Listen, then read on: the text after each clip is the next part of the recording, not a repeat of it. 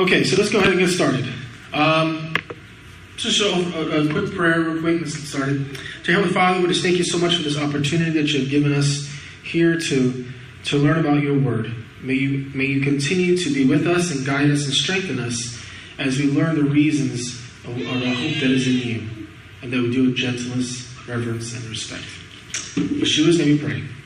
Amen. All right, so I'm just going to do a quick review of what we did last week. Last week we did some introductions and things like that, and so we didn't go really in depth. But this week, I hope we're going to get really deep in some subjects here, and pretty much be deep from here on out. So we're kind of done with the introductory phase, and we're going to get some interesting things. But before I do, I guess some people had some questions or concerns about the chart on this chart here. Let me find it real quick. The categories of unbelief chart. And so some people had questions and comments. I didn't really go over it, but I guess since people have some concerns about it, I'll go over it now. This chart here, the three categories of unbelief, are just simply to show the different belief systems or different philosophies that are out there. And so I put them in three categories because as we go through apologetics, someone said, well, this is more of a category 1 question. People in category 1 are going to probably ask you this question, less likely in category 2. For example, does God exist? People in category 2 are not going to ask you whether God exists or not because they already believe in God, right? So it's just kind of breaking up different aspects. We're going to actually go over a little bit today.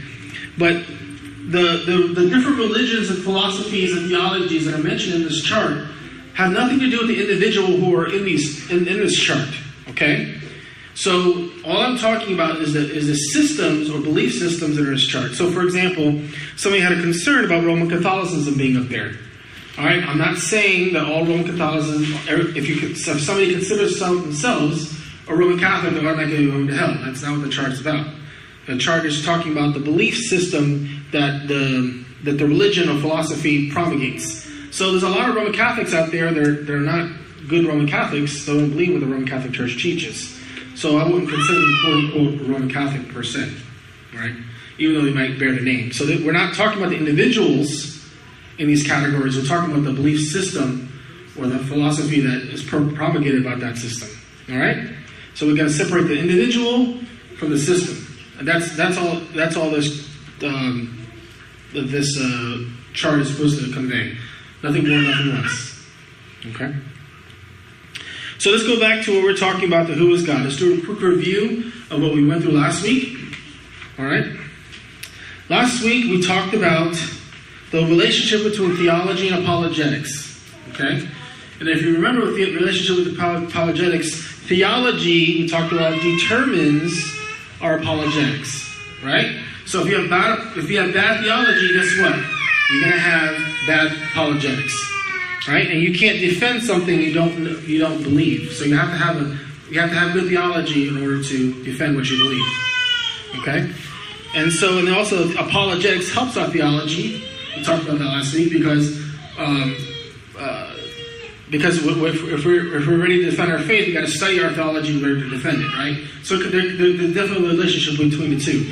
And I don't know if I mentioned it last week, but there's a famous, he's a really famous apologist out there. And basically what he has told his students at one time or another, he says, you need to stop studying the Bible and just start studying philosophy. And I just think that's very backwards. I don't think we need to put the Bible down and study philosophy. I think we need to study the Bible in order to get a good worldview in order to defend our faith. So we'll encounter that later as we go throughout the class. All right. The other thing is that we're going to talk about our limitations in knowing God. Right. We talked about three major limitations. We talked about limitations in language. Right. God is infinite. We're finite. Right. We suffer from misunderstandings. So when we talk about knowing God, we can't know God in His fullest extent because of these three limitations that we talked about. So we have to understand that we need to be humble when we talk about God to others and understand that we'll never fully understand God as He is. Then we talk about the different means of knowing God. What are the two means we talk about knowing God, right? We talk about two means that are not to not know God, right? We talk about we don't know God through logic and reason, right? We can't know God through sound arguments. So that's one. The other thing is we can't know God through the scientific method, right? We can't put God inside of a lab somewhere, do experiments on him and say, oh, that's how God works. All right? So those two ways we do not know God, and yet that's a lot of apologists use those two ways to try to prove God's existence, which to me is very anti-biblical. Okay? So what are the two ways what's the two ways that we are able to know God? We're able to know God by one, through what we call natural revelation or general revelation. We talked about that last week, right? Yes. And that's basically what we saw in Romans chapter 1 and Psalm 19 about how nature reveals God such a way that men are without excuse for not knowing God. Okay? And the men, what they do, they take that knowledge of God and they suppress the truth and unrighteousness. And we're going to talk about Romans 1 a lot soon. Okay? So we know God primarily through natural revelation or general revelation. And the second way we know God is through what we call special revelation. And special revelation is God, the Scriptures. The Scriptures that God revealed to us. So the two primary ways that have in common is the only two ways of really knowing God is through what we call revelation. Right? And I would continue to argue the only way we can know anything at all is through revelation. Okay? So the reason why I know my own name is because God has revealed it to me. Okay? So all knowledge that we have is through revelation from God. Okay? And we're going to talk about them more in depth in the weeks to come. Alright, so we can't know God through scientific arguments, and we can't know God through logic. We know God through His revelation that He's given to us. Alright, so then this week, So now we're going to continue to talk about God through His attributes. We're going to talk about His attributes, the basic of attributes, and the difference Hebraic view versus the Greek view of how they view God's attributes. And then hopefully we have time to go through God is love. What does that mean? And last but not least, can God or does God change His mind? What do we do with those passages in the Scriptures that seem to indicate that God changes His mind? What do we do with that and how do we explain that? Okay?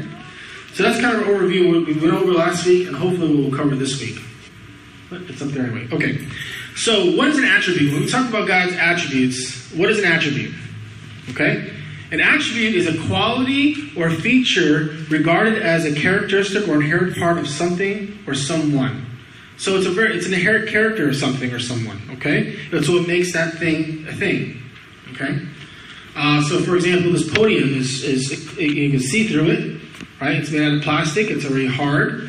Right? It holds things up. So those are all the different attributes or aspects of this thing. So when we talk about God, right? God has certain attributes that are very important, especially when we talk about theology. Okay? So the first thing is, and unfortunately I already listed for you there, I don't know why that is the case, but the first one is, and it's the first and easiest and basic one, as we're be familiar with, that there is only one God, monotheism. Right? We talk about the Shema, Hear, O Israel, the Lord our God, the Lord is one, or the Lord alone. Right? He's the only God that exists. So on the very foundation of our faith, we start that there is only one God. Go ahead. All right, so the first one is there is only one God. That's an easy one. This would set us apart from the Eastern religions that believe in more than one God, right? The category 2. And we're going to understand why that it not only does it make sense, not only is it true, but it also makes sense given the aspects of our worldview, why there can only be one God. Okay? The second attribute of God is personal. Now, these you may say, okay, Eric, these are sense. Why are we talking about this? Because when we get in apologetic situations and we talk to other people that don't believe what we believe, we seem to forget these basic things. Especially when we talk to somebody in category 2, the Eastern religions, Buddhism, those spiritualist people. They talk as if God is just an it, right? And even nominal believers, people that just claim to be Christians, and they say, it doesn't really matter what you believe, as long as you're a good person.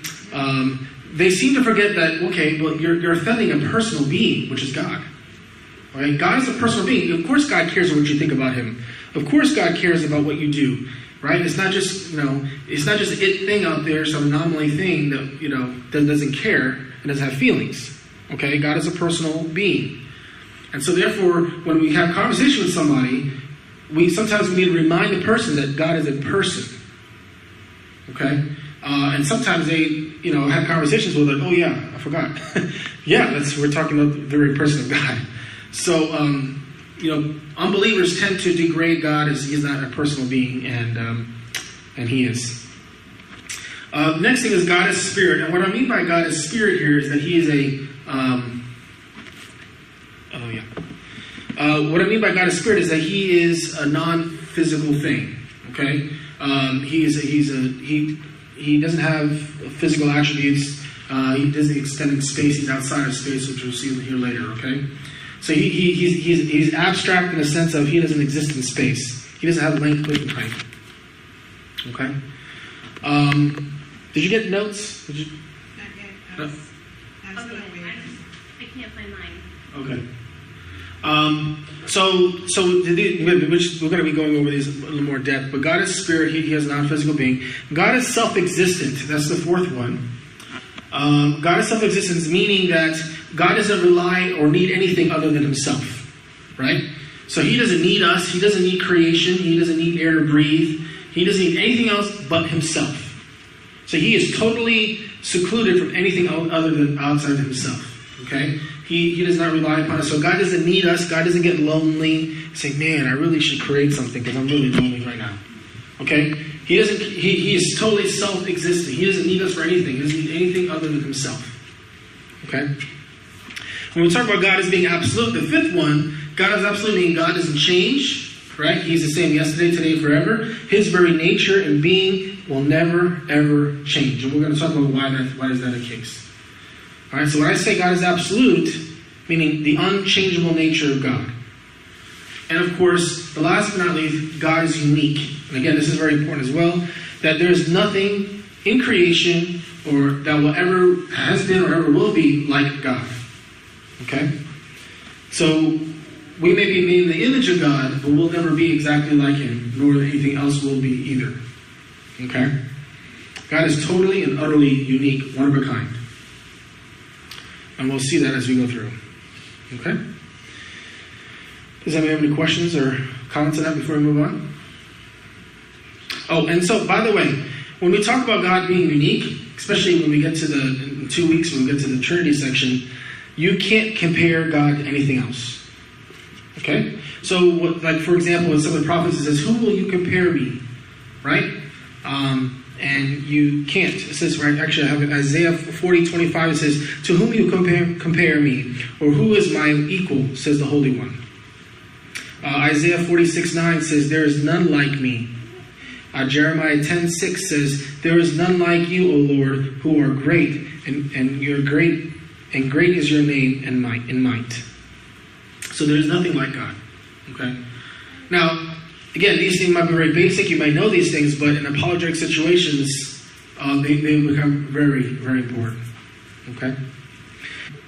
Let's look at some Hebrew attributes. How does the Bible, or how does the Jewish people traditionally look at the attributes of God? Well, very different than what we would be inclined to view it as. Okay. So we'll talk about what is a name. Well, we have Yud-Heh-Vav-Heh, right? The Tetragrammaton, which we say Adonai, Lord, in place of God's name because we don't know how to pronounce it. But from a Hebraic perspective, they don't have the word person in Hebrew. There's no personhood in Hebrew. So how you describe a person is by a person's name. Okay? We're not going to spend a lot of time on that, but it's just an idea, just a different way of looking at things. Okay? There's no Hebrew word for person. So the Hebraic view of God, of the attributes of God, describes God and what He has done and what He is doing. It is a very action-oriented and pragmatic view of God. Right? From the Hebrew perspective, everything is an action. Almost everything is a verb. It describes things as moving and living. And so, as we'll see different from the Greek perspective, where things are very static and abstract, from a Hebrew perspective, things are very action-oriented and very pragmatic, as we'll come to see. So we're going to look at two passages in Scripture where it describes God's attributes, and we're going to see a direct contrast between the two. Okay? So Exodus 34, 6 through 7 is a good example of the Hebraic view of God. Jewish tradition calls these the 13 attributes of God. Now, exactly where the 13 attributes of God are land, we're not going to talk about that right now. But be as it may, we're going to look at Exodus 34 and see how it describes God and his attributes. All right? So in Exodus 34, 6-7, it says, the Lord passed in front of him, meaning Moses, and proclaimed, the Lord, God, compassionate and gracious, slow to anger, and abounding in loving kindness and truth, who keeps loving kindness for thousands, who forgives iniquity, transgression, and sin. Yet he will by no means leave the guilty unpunished, visiting the iniquity of the fathers on the children and to the grandchildren, to the third and fourth generations. All right, this is when Moses said, let me show you your glory. And God put him in the cleft of the rock. And this is what he proclaimed before him. So here we see God's attributes. You see God's gracious, his loving kindness, his truth, right? He forgives iniquity and transgression. So you can see that these are actions and things that God does to people, right? He's also a just God, yet he's merciful at the same time. Okay? Let's look at one more. In Psalm 139, 1 through 18, it talks about his attributes. So let's go ahead and read it here. The psalmist is saying, "You have searched me, Lord, and you know me." So what does he mean by? What does it mean by when the psalmist says he searched him? Does it mean that God didn't know until he searched him? No, he's describing an action that God is doing. Okay, he's not describing the knowledge of God, but the action that God is doing within him. Okay. It says, "You have searched me, Lord, and you know me. You know when I sit down and when I rise up. You perceive my thoughts from afar. You discern my going out and my lying down. You are familiar with all my ways. Before a word is on my tongue, Lord, you know it completely. You hem me in behind and before, and you lay your hand upon me. Such knowledge is too wonderful for me, too lofty for me to obtain." So he's describing all these actions that God does, his experience with God, right? God knows his very words he's going to say even before he says it. God searches his heart. God knows his heart completely. So you see how it's describing these actions that God is doing in time. Continuing on. "Where can I go from your spirit? Where can I flee from your presence? If I go up to the heavens, you are there. If I make my bed in the depths, you are there. If I rise on the wings of the dawn, if I settle on the far side of the sea, even there your hand will guide me. Your right hand will hold me fast. If I say, surely the darkness will hide me and the light become night around me, even the darkness will not be dark to you. The night will shine like day, for darkness is light to you." So what is he describing here? He's describing that God is everywhere, right? Where can I go from your spirit? Nowhere. Even if I go to the farthest reaches of the earth, even in the depths of the ground, and even in the darkest places, you will be with me, because God is everywhere. Okay?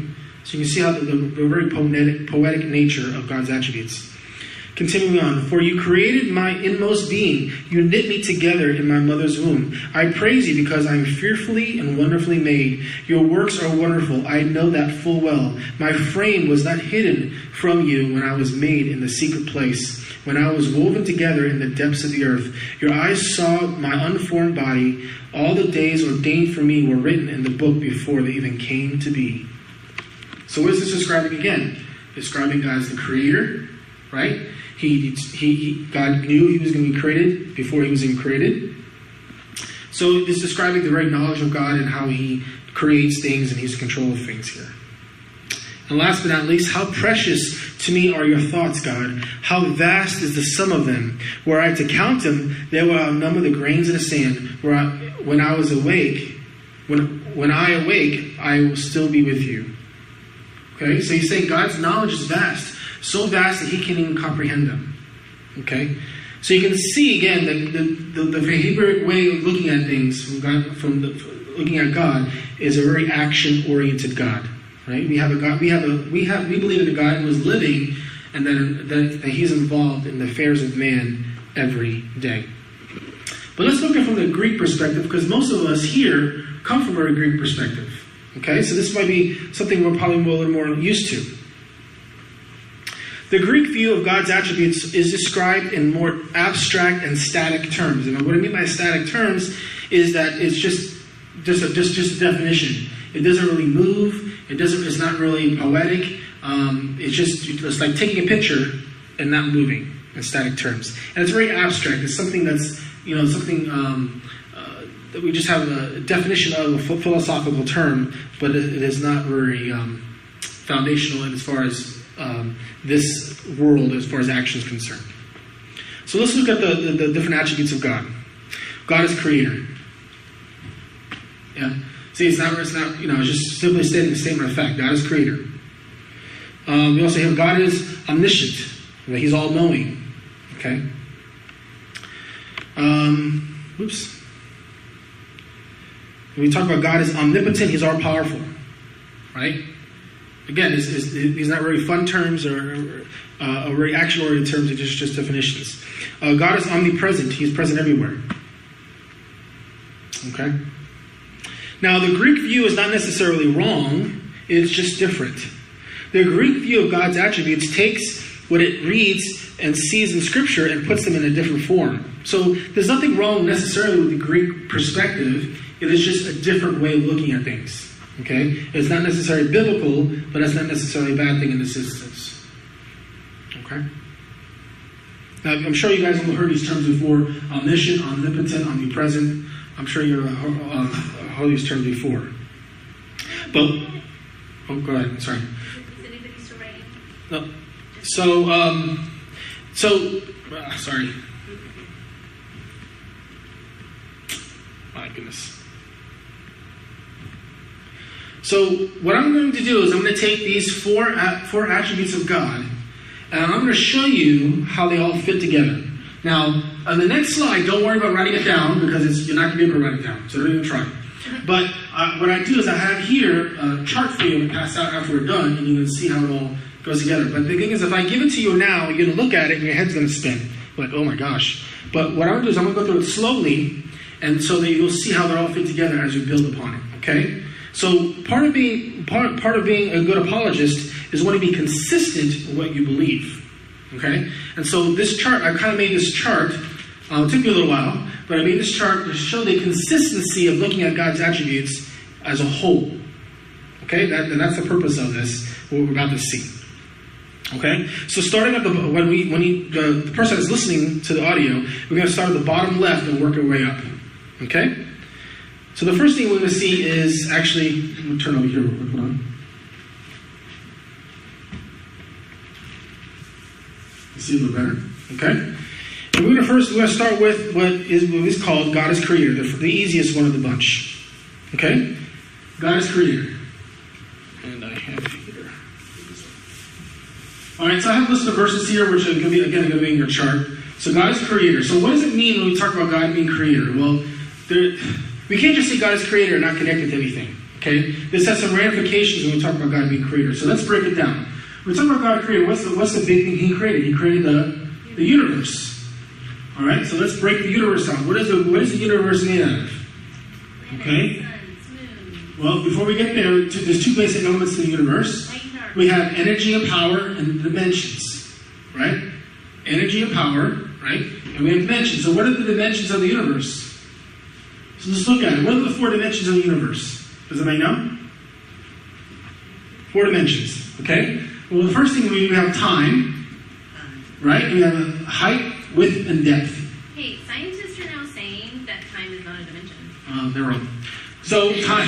I just put an A, and they're also saying there's 9 dimensions through the superseding theory.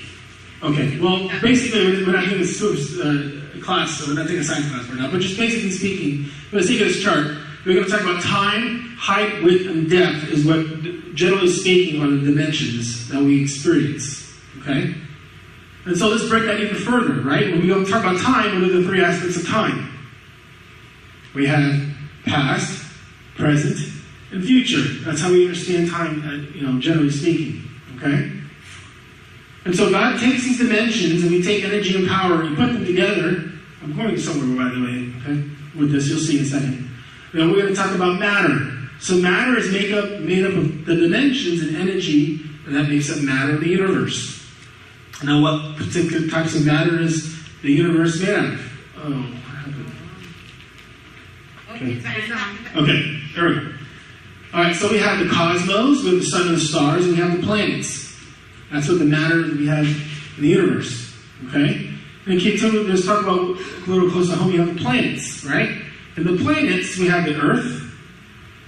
And then on the Earth, we have different types of living beings, right? We have plants, animals, and mankind. You see, I'm breaking everything down. I'm doing this for a reason. So I'm trying to be kind of almost exhaustive in what it is that God has created. Because this idea of God being the creator of all things is linked to his other attributes, as we'll see. Okay?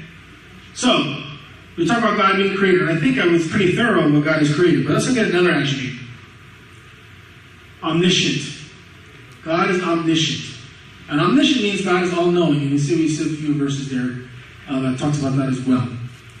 So what does it mean for God to be all-knowing? What kind of things does God know when we talk about God being all-knowing? Okay? Well, there's 4 aspects to God's knowledge. At least 4 aspects of God's knowledge. Okay? Well, one thing is that God knows how all things work and are made. Now, how do we know that God knows how all things work and are made according to the chart? Because he's a creator. You see? If God didn't create everything, it's possible that God wouldn't know everything, how things were created. So you can see how his knowledge of how all things are made is linked to him being the creator of all things.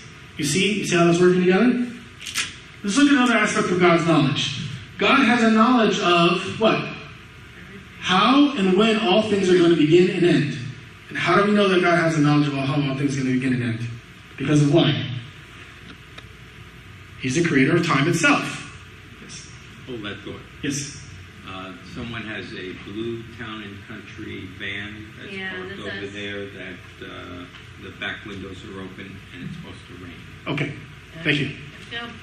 All right. So we can see how God's how God knows what's going to happen in the future and in the past and the present, because God is the creator of time itself. Right? See how it's working here? God doesn't just know time because he learned it. He looked in the future. Oh, that's what's going to happen. That doesn't make any sense. God knows what's going to happen, and what has happened is because God is the very creator of time itself. Okay, we're going to see that in the next slide, how that works. Let's look at another aspect of what God knows. The heart and thoughts and works of men. Now, how does God know the thoughts and works of men? Because he created man. Right? So again, this is just an exercise to show us how does God know things? Because he's the creator of it. You see, the source of all of this, the source of his knowledge is himself. Okay? Now as you see, if you look at the chart here, there's one more thing that's missing. I'm going to save that for last because I think that's one of the most important aspects of God's knowledge. But we're going to skip that for now, and let's move on to the next attribute of God. Right? We're going to talk about God being omnipotent. He's infinite in power. Okay? God is all-powerful. Okay? And so, if God is all-powerful, what does that say about him and his creation? Well, then we can say that God has absolute sovereignty. God is in control of all things. Okay? God is all-powerful, and he must be in control of everything to demonstrate his power, which we'll get here in a second. So, what can we conclude then if God is in control of all things? Well, let's look at some conclusions here.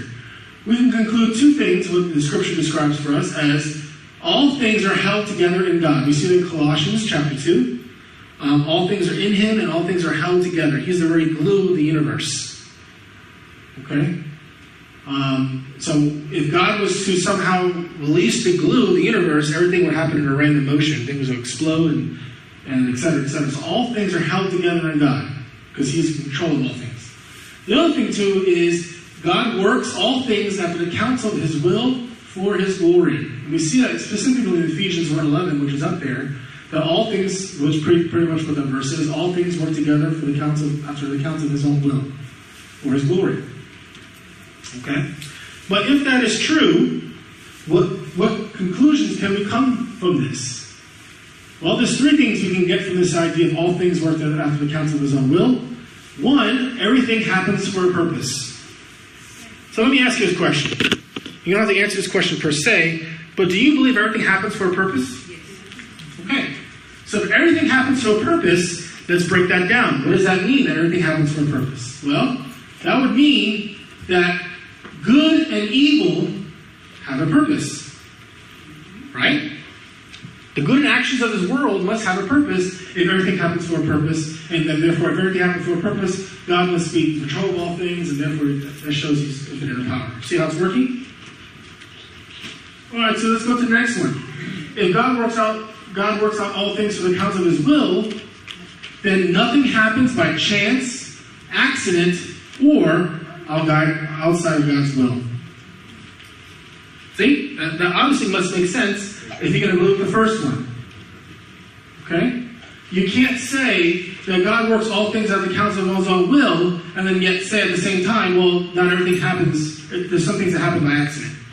That doesn't make any sense. All right? You have to follow the logical conclusion of these things. Let's look at one more. It says here, God is free to do whatever He pleases with His creation. Who can say to God, why did you do this? Well, God, you're not allowed to do that. But we can't say that to God. God is absolutely free to do whatever He wants with His creation. The only limitation to God is God Himself, His very attributes. Okay, which we'll talk about in a little bit. So God is free to do whatever He wants with His creation. We can't say God is not allowed to do that.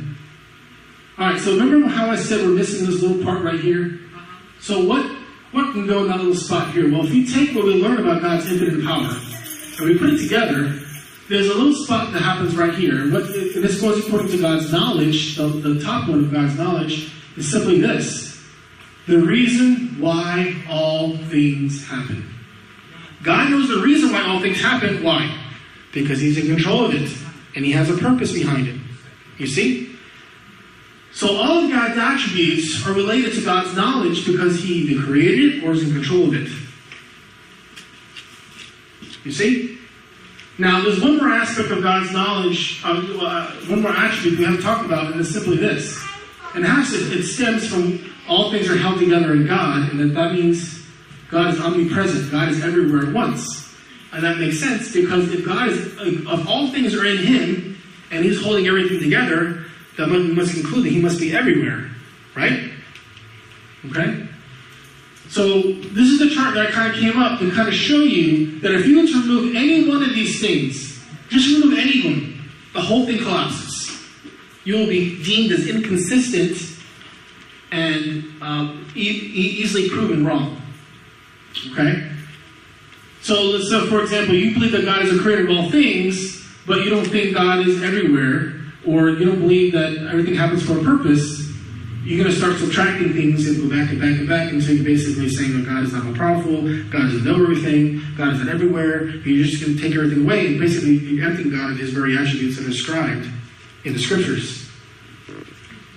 Okay?